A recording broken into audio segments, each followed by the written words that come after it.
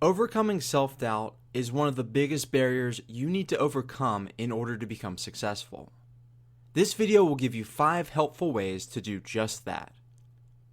The first thing you need to understand is that you're not the only one. Everyone has self-doubt. It may not appear this way because self-doubt is something that can be easily hidden. Someone can appear confident on the outside, while the inside, they're terrified. You need to keep in mind that just because you're doubting yourself doesn't mean you're weak or something is wrong with you. So stop beating yourself up over it, because doubting yourself is part of the human experience. Plus, you may be surprised that if you open up and share your doubts with someone else close to you, they'll likely share their own self-doubts, and the relationship will likely grow because of it.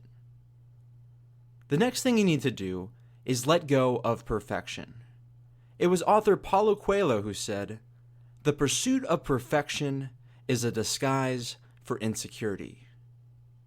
There's a lot of truth behind those words.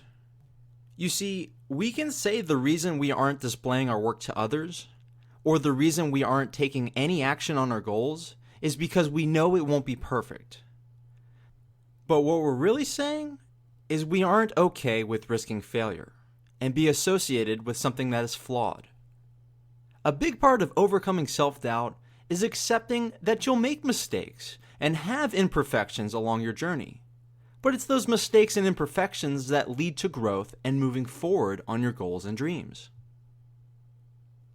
The third thing is to take action. Famous artist Vincent Van Gogh is reported to have said this: "If you hear a voice within you say, 'You cannot paint,' then by all means, paint, and that voice will be silenced." To keep going with the painting theme, you may want to be a skilled painter, but you haven't painted much and know that you're terrible. Instead of magically waiting for some time in the future where painting brilliance comes out of you, you would be better off just silencing those doubts and engaging in working on your craft. So let's say this person paints 2 paintings a week, each week, doing the best they can and learning as they go. Maybe over several years they paint hundreds of portraits, and although their portraits were awful in the beginning, through the process of showing up and taking action on their craft, they now have become a skilled painter. Simply put, making progress and developing skills silences your internal critic. And the best way to make progress isn't through procrastination, but through taking consistent actions. Number 4 is to limit comparison. I made a video a while back about overcoming the feelings of not being good enough, and I can leave a card to view that video now. But comparing yourself with others is likely a big contributing factor to your self-doubts as well. Author Rick Warren has taught me that there are twofold consequences to comparison.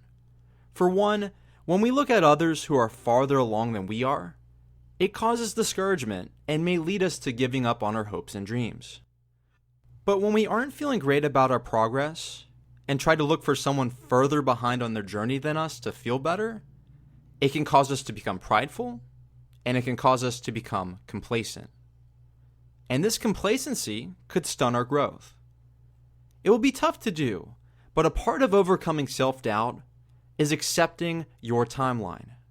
Sometimes you'll pick up things faster than others, but other times you may find you appear to be falling behind. Stop looking over your shoulder and simply run your race at the best of your ability. Not only will this take your mind off your doubts, it will lead you to excelling faster too. And number 5, have a deep purpose. In a video I made recently on feeling stuck, I discussed how we pursue false objectives. I can leave a card to that video if you want to check it out.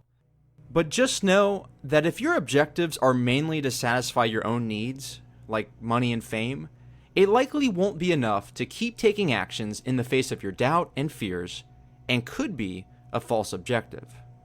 Along the way, your self-doubt will likely be there, especially when facing new obstacles. But if you have a deep sense of purpose, you'll have an easier time taking actions to move forward. It was best-selling author Adam Grant who said, "From a motivation perspective, helping others enriches the meaning and purpose of our own lives, showing us that our contributions matter and energizing us to work harder, longer, and smarter." Take some time and remind yourself how what you're doing is impacting others. And when you realize how what you're doing is helping others, it will likely give you the endurance to keep going when your doubts and fears are making you want to quit. To quickly recap how to deal with your self-doubt, number 1, you're not the only one. Don't beat yourself up or think that you're weak for having doubt. It's part of being human. Number 2, let go of perfection. Author Paulo Coelho reminds us the pursuit of perfection is a disguise for insecurity. You don't have to be perfect. You can grow and develop along the way. Number 3, take action. Remember that Vincent Van Gogh silenced his doubts about being a painter by painting. You'll have the same results by taking action as well. Number 4, limit comparison. Stop looking over your shoulder and simply run your race at the best of your ability. And number 5, have a deep purpose. If your purpose is stronger than your doubts, you'll have the strength to keep moving forward. This is your friend Michael, helping you transform your thinking for the better. Thank you for watching, and I'll see you in the next video.